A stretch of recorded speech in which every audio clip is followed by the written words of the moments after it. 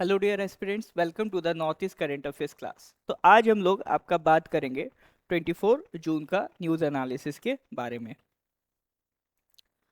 Start करते हैं। News एक बार आप पढ़ लीजिए, सिक्किम की है। Sikkim marks a milestone with first ever Polaris adventure expedition showcasing the states ETF adventure tourism potential. ठीक है, तो इसके बारे में हम लोग डिस्कस करेंगे। सिक्किम में अभी बेसिकली क्या हुआ है, एक पोलारिस एडवेंचर एक्सपेडिशन हुआ है।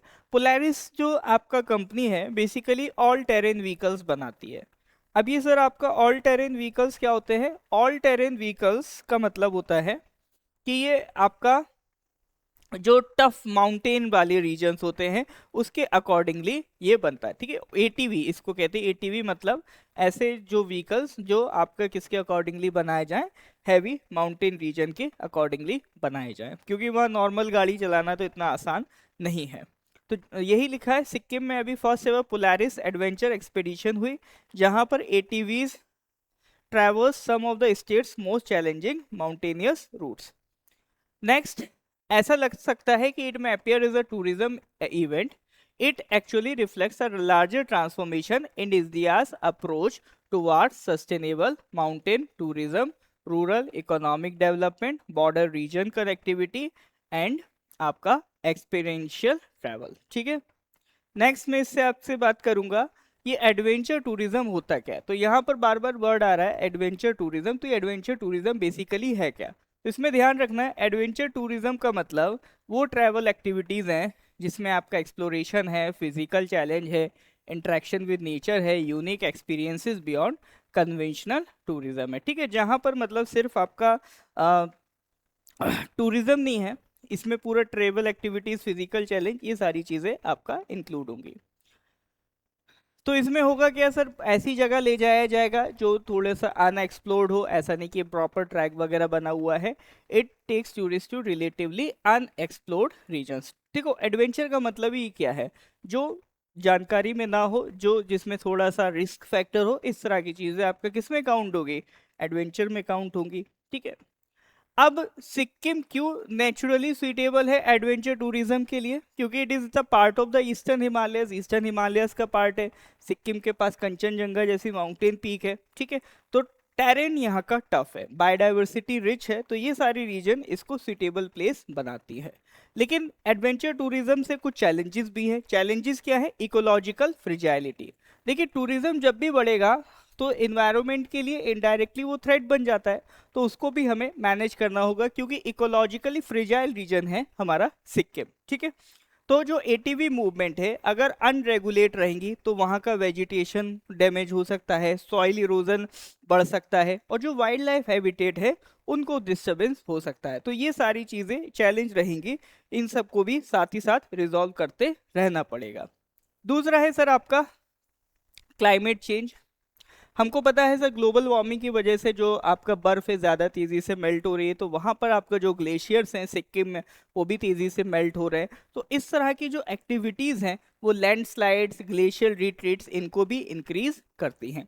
अब ये लैंडस्लाइड्स क्या होता है, ग्लेशियर रिट्रीट्स क्या होता है, ये सारे टर्मिनोलॉजीज जब आप डिजास्टर मैनेजमेंट जैसा सब्जेक्ट पढ़ते हैं तो उसमें इसको और अच्छे से समझ पाएंगे।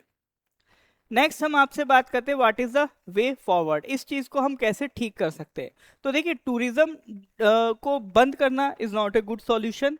सॉल्यूशन है कि रेस्पॉन्सिबल एडवेंचर टूरिज्म डेवलप किया जाए। ठीक है, यानी जितनी भी एक्टिविटीज हैं it should operate under carrying capacity assessments, environmental impact studies and strict route regulations के अकॉर्डिंगली होना चाहिए। नेक्स्ट आता है जो टूरिज्म हो that must be community centric. यानी जो टूरिज्म है उसमें आपको लोकल कम्युनिटीज का भी इन्वॉल्वमेंट होना चाहिए, उनको भी एम्प्लॉयमेंट का फायदा होना चाहिए, तब जाके हम कहेंगे कि हाँ इंडिविजुअल बेसिस पे भी इसका फायदा पहुंच रहा है। नेक्स्ट आपका इससे प्रीलिम से रिलेटेड एक क्वेश्चन है, with reference to adventure tourism in India consider the following statement. तो वीडियो को पॉज करेंगे, पॉज करने के बाद क्वेश्चंस को अटेम्प्ट करेंगे। नेक्स्ट, ये आपका अटेम्प्ट करने के बाद आ जाते हैं। Next news is from Assam. Assam rolls out E0 FIR system to combat cyber fraud. अब ये ये E0 FIR बेसिकली क्या है? देखो सर, पहले एक टर्म होता है FIR। FIR का मतलब क्या होता है? First information report. यानी कि मान लीजिए आप कहीं भी क्राइम होता है तो उस क्राइम के लिए जो आप सबसे पहली रिपोर्ट दर्ज कराते हैं, पुलिस स्टेशन जाएंगे, मान लीजिए आपका कोई चोरी हो गया, कोई मर्डर हो गया, कुछ भी XYZ क्राइम हुआ है, तो आप क्या करेंगे? सबसे पहले पुलिस स्टेशन जाके उसकी रिपोर्ट दर्ज कराएंगे। तो उसके लिए जो इन्वेस्टिगेशन होगी, आपको जस्टिस दिलाने के लिए जो सबसे पहली ये रिपोर्ट लिखी जा रही है, इसी को कहते हैं FIR, मतलब फर्स्ट इंफॉर्मेशन रिपोर्ट। क्योंकि मान लीजिए आपके घर में चोरी हुई, आपने रिपोर्ट दर्ज कराई, उसी के बाद इन्वेस्टिगेशन होगी, चोर पकड़ा जाएगा, चोर को सजा दी जाएगी। यानी जो भी जस्टिस किया जा रहा है, जस्टिस करने से पहले जो सबसे पहली रिपोर्ट लिखी जा रही है, जहां से ये प्रोसेस स्टार्ट होगा, दैट इज FIR। ठीक है, FIR लिखने का मतलब है आगे पुलिस को इन्वेस्टिगेशन करना पड़ेगा। इसीलिए सम ऑफ द टाइम्स इस तरह की न्यूज आती है कि पुलिस FIR लिखने से बच रही है। ठीक है, तो दैट इज FIR। अब ये 0 FIR का मतलब क्या है? चलो सर, FIR हमें समझ में आ गई, ये 0 FIR का मतलब क्या है? 0 FIR का मतलब है कि फॉर एग्जाम्पल ऐसा होता है कि जहां पर आपका क्राइम हुआ है, उसी की जुरिस्डिक्शन में जो पुलिस स्टेशन होगा, वहीं पर आपको रिपोर्ट लिखानी है। मान लीजिए अगर चोरी अरुणाचल प्रदेश पे हुई है तो आप आसाम जाके रिपोर्ट नहीं लिखाएंगे। ठीक है, तो ये FIR का कंसेप्ट होता है। लेकिन इसमें नोटिस किया गया कि कई बार क्या होता है, कुछ ऐसे क्राइम्स होते हैं जिसमें हम यही ढूंढते रहते हैं कि नहीं भाई, इस थाने में नहीं जा सकते, ये जुरिस्डिक्शन का नहीं है। तो ये सारी प्रॉब्लम्स ना हो तो एक 0 FIR का कंसेप्ट बनाया गया। ठीक है, अब ये 0 FIR क्या है? तो 0 FIR can be registered at any police station irrespective of where the crime occurred। तो 0 FIR का सिस्टम इसलिए बनाया गया ताकि किसी भी पर्सन को अगर कुछ अर्जेंसी है तो उसके लिए आपका इस चक्कर में वो ना फंसे कि भाई ये मेरा ज्यूरिडिक्शन के बियॉन्ड थाना पड़ता है, इसमें मैं नहीं जा सकता। तो मान लीजिए क्राइम हुआ तो तुरंत अगर उसको आसपास का जो भी पुलिस स्टेशन दिखे उसमें रजिस्टर कराना है, तो उसके लिए बनाया गया 0 FIR। तो यहाँ पर कोई भी पुलिस स्टेशन की कंप्लेन, मतलब किसी भी एरिया के क्राइम की कंप्लेन रजिस्टर की जा सकती है। बाद में जिस थाने का वो केस होगा, उस थाने में केस को लेटर ट्रांसफर कर दिया जाएगा। अब यहां पर आसाम क्या रोल आउट कर रहा है? E0 FIR। E0 FIR मतलब वो 0 FIR ही है, बट जैसे पहले 0 FIR करने के लिए आपको पुलिस स्टेशन जाना पड़ रहा था, अब आपको पुलिस स्टेशन नहीं जाना है, आप इंटरनेट से भी FIR कर सकते हैं। तो दैट इज E0 FIR। तो ये सिस्टम रोल आउट कर रहा है आसाम, इसी के रिगार्डिंग आपका न्यूज थी। तो इसमें आपको पता होना चाहिए सर ये E0 FIR होता क्या है। It is a digital version of 0 FIR। ठीक है, तो फिर जो भी आपका प्रोविजंस होंगे भारतीय न्याय सुरक्षा संहिता के, उसके तहत इसमें आपका जजमेंट, जस्टिस दिया जाएगा। नेक्स्ट बात करते हैं इस इनिशिएटिव से सर फायदा क्या होगा। तो मेंस पॉइंट ऑफ व्यू से अगर हम बात करते हैं तो इस तरह के इनिशिएटिव क्या फायदा पहुंचाते हैं? तो सबसे पहले सर, जो साइबर क्राइम है उसको रोकने के लिए रेस्पॉन्स फास्ट होगा, आपको थाने नहीं जाना, इंटरनेट से ही आप सब कर सकते हैं। दूसरा, जो ज्यूरिसडिक्शन की प्रॉब्लम्स है वो आपका एलिमिनेट होगी। मतलब ऐसा नहीं कि कोई क्राइम हो गया, अब आप ढूंढ रहे कि इस ज्यूरिसडिक्शन का कौन सा थाना है, तो इस तरह की प्रॉब्लम्स को भी एलिमिनेट किया जाएगा। और इससे क्या फायदा मिलेगा? जो डिजिटल ट्रस्ट है उसको मजबूती मिलेगी। ठीक है, तो जिस तरह से हम डिजिटल इकोनॉमी की तरफ बढ़ रहे हैं, जिस तरह से डिजिटल रेवोल्यूशन को फेस कर रहे हैं, फील कर रहे हैं, तो अगर हम रिपोर्ट्स भी डिजिटलाइज करेंगे तो डिजिटल ट्रस्ट भी क्या होगा? बढ़ेगा। और ये हमारा जो भारत सरकार का मिशन है, डिजिटल इंडिया मिशन, उसको भी ये सपोर्ट करेगा। नेक्स्ट, ये सारी चीजें अच्छे से पॉसिबल हो तो उसके लिए जरूरी क्या है? स्पेशलाइज साइबर पुलिस यूनिट्स बने। जैसे साइबर पुलिस भी कंसेप्ट आ गया है, मतलब पुलिस का ये वो सेक्शन है जो साइबर क्राइम से डील करेगा, या कंप्यूटर वाला पार्ट जो भी होगा पुलिस स्टेशन का, उससे डील करेगा। तो जो साइबर टीम है पुलिस की, वो मजबूत होनी चाहिए। डिजिटल लिटरेसी मजबूत हो, क्योंकि लोगों को अगर इंटरनेट के बारे में पता ही नहीं है, FIR ऑनलाइन कैसे करनी है उसके बारे में जानकारी नहीं है, तो भी प्रॉब्लम है। तो डिजिटल लिटरेसी भी स्ट्रेंथन करनी पड़ेगी। अब इसमें सिटीजन्स को सब कुछ बताना पड़ेगा कि भाई OTP का फ्रॉड क्या होता है, फिशिंग फ्रॉड क्या होता है, QR कोड से कैसे स्कैम होते हैं, इन्वेस्टमेंट से कैसे फ्रॉड होते हैं, सिटीजन्स को इसके बारे में एजुकेट करना पड़ेगा। Next is greater integration with the banks, तो real time coordination between police and financial institutions can improve recovery. ठीक है, अब मेंस के पॉइंट ऑफ व्यू से एक क्वेश्चन है, digital governance reforms are increasingly transforming the delivery of justice in India, examine the significance of E0 FIR system in strengthening cyber crime response and citizen centric policing. तो इस question को लिखने का try कीजिएगा। हम लोग बढ़ते हैं सर अगला न्यूज की तरफ। अगला news is from Manipur. Manipur में कोबरा का एक ऑपरेशन, कोबरा वो वाला कोबरा नहीं, सीआरपीएफ के जो कमांडोज की एक स्पेशल फोर्स होती है उसको कहते हैं कोबरा। कोबरा का एक ऑपरेशन पहुंचता है एबनिजर कैंप। एबनिजर कैंप क्या है सर? तो यहाँ पर सर मणिपुर में आपका एक डिस्ट्रिक्ट है कांगपोकपी। तो कांगपोकपी डिस्ट्रिक्ट में सीआरपीएफ का जो एक कंटिजेंट है कोबरा कमांडोज ने, उन्होंने एक ऑपरेशन कैरी आउट किया टारगेटिंग द KNF पीस एमनीजर कैंप। KNF क्या है? Kuki national front. ठीक है, उनके कैंप पर आपका आउटरीच किया। तो it forms, this operation forms part of the broader security response to ongoing instability, armed group activities and law and order challenges in Manipur. Next जो हमारा डिस्ट्रिक्ट है कांगपोकपी, इट इज इंपॉर्टेंट। क्यों? ये बहुत ही स्ट्रैटेजिकली सेंसिटिव जोन में लाई करता है। यहाँ पे ऑलरेडी पहले टेंशंस देखी गई हैं डिफरेंट एथनिक कम्युनिटीज के बीच। ठीक है, तो इसीलिए ये डिस्ट्रिक्ट को सिक्योर करना इंपॉर्टेंट है। अब ये जो रिसेंट ऑपरेशन हो रहा है ये क्या हाईलाइट कर रहा है? ये हाईलाइट कर रहा है कि भाई इंडियन स्टेट्स किस तरह के फंडामेंटल चैलेंजेस आपका फेस करते हैं, साथ ही साथ जो हमारा सिक्योरिटी फोर्सेस है किस तरह से वो लॉ एंड ऑर्डर भी मेंटेन करते हैं while simultaneously creating conditions for piece, reconciliation and development. तो इन सारी चीज़ों को साथ में लेते हुए लॉ एंड ऑर्डर भी मेंटेन करना है। तो ये सारी चीज़ें किस तरह से हो रही है, इस तरह के ऑपरेशंस इस चीज़ को हाईलाइट करते हैं। ठीक है, next, a purely military response may suppress violence temporarily, but lasting peace requires political dialogue, economic inclusion and trust building among communities। चलिए नेक्स्ट, कोबरा क्या है? कोबरा आपका वही कमांड, आपका इसका फुल फॉर्म है commando battalion for resolute action. ठीक है, मेनली बस इतना ध्यान रखिएगा, सीआरपीएफ की स्पेशल कमांडो की यूनिट होती है जिसको हम क्या कहते हैं? कोबरा। नेक्स्ट आते हैं सर अगली न्यूज। अगली न्यूज इज फ्रॉम मेघालय।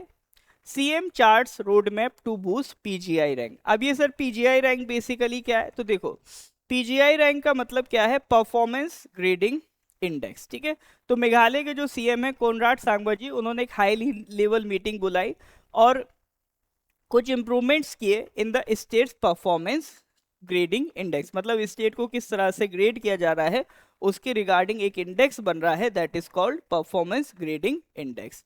तो ये एक education related administrative issue appear होता है, बट ये एक्चुअली रिफ्लेक्ट करता है the broader question of governance, quality, human capital development and state capacity. Next हम बात करें, education is not merely a social sector, it is the foundation of economic growth, skilled workforce, innovation, national security and आपका social mobility। Next आपको याद रखिएगा, state with education indicators में later face unemployment, poverty, skill shortage and social inequality.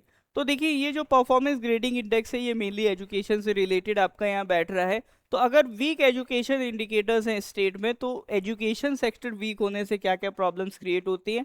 Unemployment का problem है, poverty का problem है, skill shortage का प्रॉब्लम है एंड आपका सोशल इनइक्वालिटी का प्रॉब्लम है। नेक्स्ट, इसीलिए अगर परफॉर्मेंस ग्रेड इंडेक्स को इम्प्रूव किया जाए, it means strengthening the states future competitiveness tomorrow. मतलब अगर पीजीआई ये आपका ग्रेड इंप्रूव होता है तो स्टेट का जो कॉम्पिटिटिवनेस फ्यूचर है वो भी इंप्रूव होगा। ठीक है, और इकोनॉमिस्ट अभी भी एजुकेशन को क्या कहते हैं? It is the investment in human capital. देखो एक इन्वेस्टमेंट होती है मशीन्स में, आप हैवी हैवी टेक्नोलॉजी ला रहे हैं, आप हैवी हैवी मशीन्स ला रहे हैं, ठीक है, तो वो आपका अलग कैपिटल है। एक होता है ह्यूमन कैपिटल। ह्यूमन कैपिटल का मतलब है आप लोगों में इन्वेस्ट कर रहे हैं, लोगों को अच्छा एजुकेट कर रहे हैं, लोगों को अच्छा स्किल्स दे रहे हैं। तो that is forming of human capital. तो ह्यूमन कैपिटल फॉर्मेशन भी बहुत ज़रूरी है किसी भी देश या किसी भी रीजन की डेवलपमेंट के लिए। नेक्स्ट, अगर परफॉर्मेंस ग्रेडिंग इंडेक्स इंप्रूव करना है तो उसमें क्या क्या चैलेंजेस हैं। देखिए इसी तरह के पॉइंट्स आपको मेंस में बहुत ज़्यादा हेल्प करेंगे कि आंसर राइटिंग जब भी आप करेंगे तो उसमें सबसे ज़्यादा होता है की पॉइंट्स पकड़ना, कि ये आपका अपने स्टेट से रिलेटेड न्यूज़ है, इसमें क्या क्या की पॉइंट्स हमें ध्यान रखना है। तो देखिए सर क्या क्या चैलेंजेस हैं।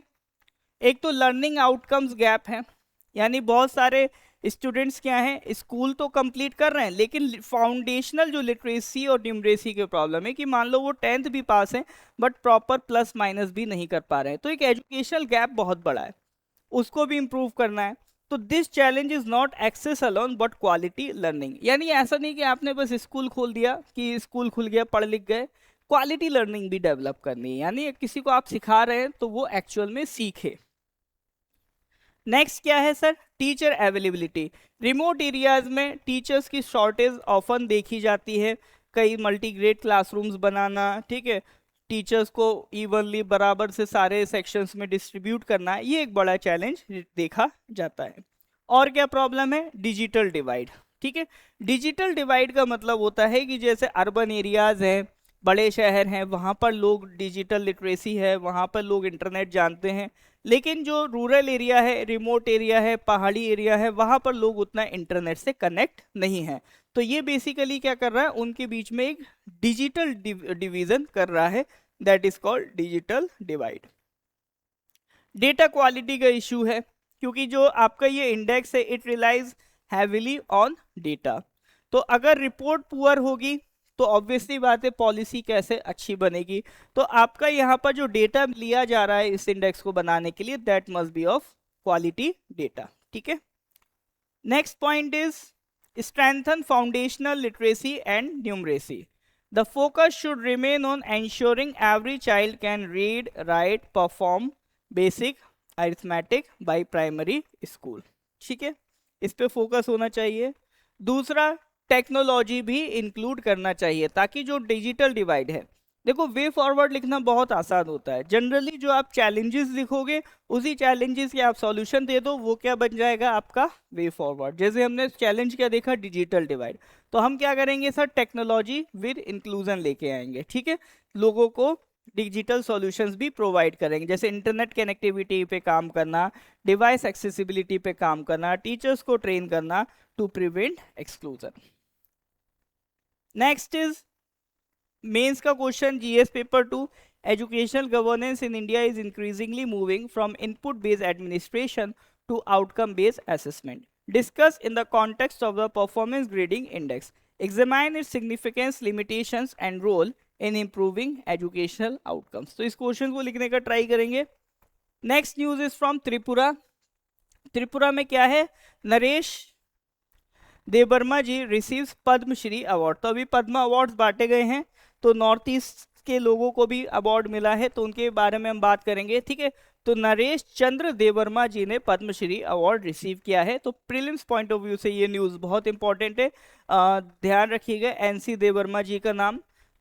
He is an eminent Kokborok writer, linguist, educationist and cultural activist. ठीक है, तो उनको कौन सा अवार्ड मिला है सर, आपका पद्मश्री अवार्ड मिला है।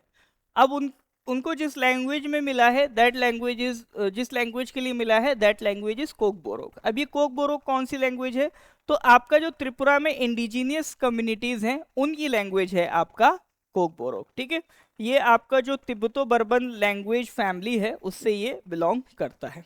ठीक है, तो ये एक बहुत इंपॉर्टेंट चीज सिग्निफाई कर रहा है कि आपका जो ट्राइबल आइडेंटिटी है, ठीक है, उसको नेशनल लेवल पे भी रिकॉग्नाइज किया जा रहा है। मतलब ऐसे राइटर्स को भी मिल रहा है जो आपका लोकल नेटिव ट्राइबल लैंग्वेजेस में कुछ लिटरेचर वगैरह लिख रहे हैं, तो उनको भी रिकॉग्नाइज किया जा रहा है। तो that is a very positive move for north east India. Next यहाँ से क्वेश्चन क्या बनेगा, language is a repository of culture and identity, discuss this statement in the context of India's tribal languages. ये क्वेश्चन सर बहुत आसानी से बन सकता है और बहुत से लोग इसका आंसर नहीं लिख पाएंगे। अच्छा, तो इस तरह के क्वेश्चंस आपके स्ट्रांग बने तो हमारा कोशिश रहता है कि आपका ये north east current affairs class उसके लिए कंटिन्यू चलता रहे। यदि यार आपको ये क्लास अगर फायदा कर रहा है तो प्लीज़ वीडियो को लाइक ज़रूर कर दीजिए। बढ़ते हैं सर अगला न्यूज़ की तरफ। अगला news is from Arunachal Pradesh. Arunachal में अभी जो पेमा खांडू जी हैं तो वो आपका विजिट करते हैं मोनेस्ट्री में, और वो मोनेस्ट्री के बारे में एक स्टेटमेंट देते हैं, monasteries preserve faith culture identity of Monpa society. ठीक है, तो उसी के रिगार्डिंग ये आपका न्यूज़ है।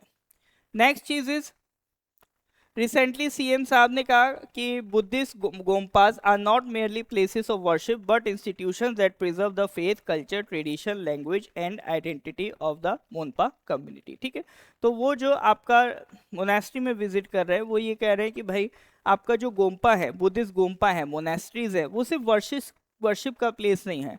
जो मोनपा कम्युनिटी है उनकी एक ये क्या प्रिजर्व करता है, faith culture tradition language and identity preserve करता है।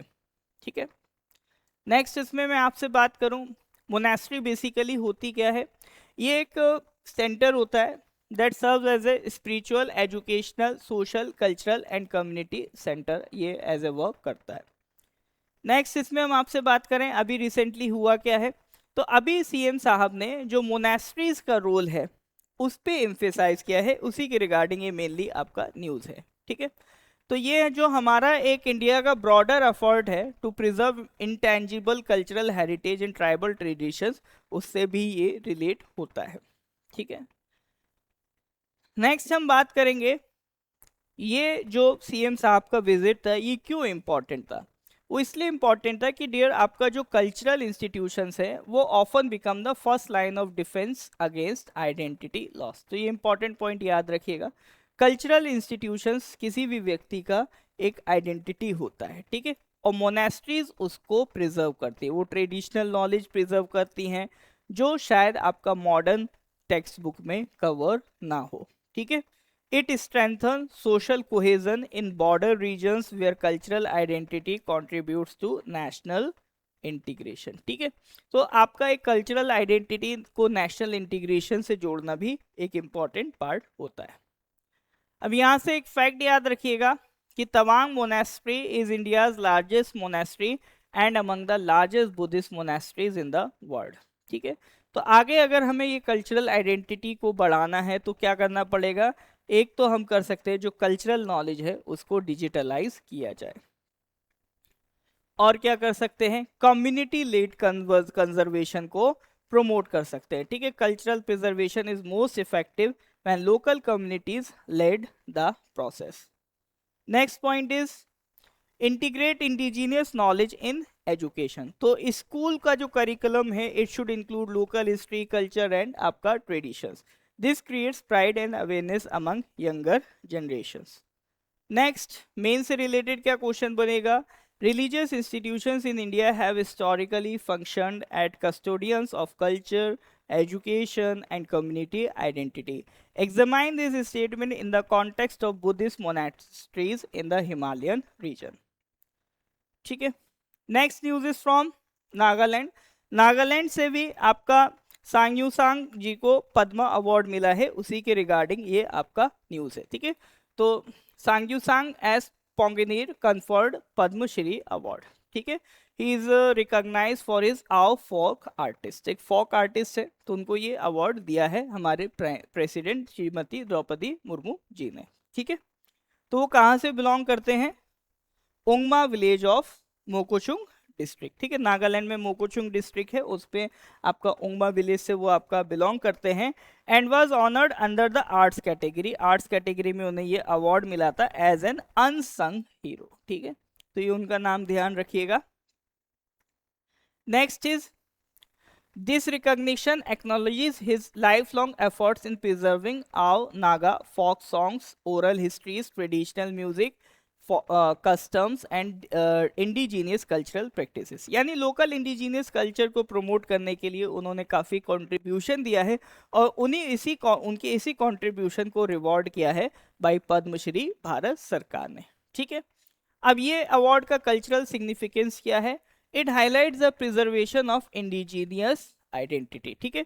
तो जो ट्राइबल कम्युनिटीज हैं वो अपना जो यूनिक वर्ड व्यूज है उसको आपका क्या कर रहे हैं, प्रिजर्व कर रहे हैं, लैंग्वेजेस एंड सोशल सिस्टम्स को, that can not be replaced once lost, ठीक है। तो इस तरह के जो अवार्ड्स हैं, जो आपका ट्राइबल कम्युनिटीज के कुछ लोग हैं, as an artist, as a आपका लिटरेचर, एज ए राइटर, तो अपना जो ट्राइबल नॉलेज को वो लोग प्रिजर्व कर रहे हैं, जो शायद कभी दुनिया को देखने को भी ना मिले, समझने को भी ना मिले, आपको किसी किताबों में भी ना पढ़ाया जाए, वो सारी यूनिक वर्ड व्यूज वो उसको प्रिजर्व कर रहे हैं। तो उनकी इसी एफर्ट्स को इसीलिए बोला गया अनसंग हीरो, क्योंकि उनको कोई नहीं जान रहा, but still that person is working to preserve their culture. तो इस तरह के जो लोग हैं जो अपने कल्चर को प्रिजर्व करने के लिए इतना मेहनत करते हैं, जिनका कोई नाम भी नहीं जानता है, तो उनको ही अवार्ड किया जाना चाहिए। और ये पद्मश्री इस बार ऐसे ही लोगों को रिकॉग्नाइज करता है। तो नॉर्थ ईस्ट में 2 लोगों को जो पद्मा अवार्ड मिले हैं उनकी आज हम लोगों ने बेसिकली बात की है, ठीक है सर। नेक्स्ट मैं यहाँ से बात करूँ, मेन से रिलेटेड एक क्वेश्चन बन सकता है, the preservation of indigenous culture traditions is essential for safeguarding India civilisational diversity, discuss in the context of the growing recognition of tribal artist and cultural practitioners. तो इस क्वेश्चन को attempt कीजिएगा। Video अच्छा लगा हो, यहाँ तक आप पहुँचे तो प्लीज़ इसको लाइक ज़रूर कर दीजिए। मिलते हैं सर अगली वीडियो में, till then good bye, have a nice day.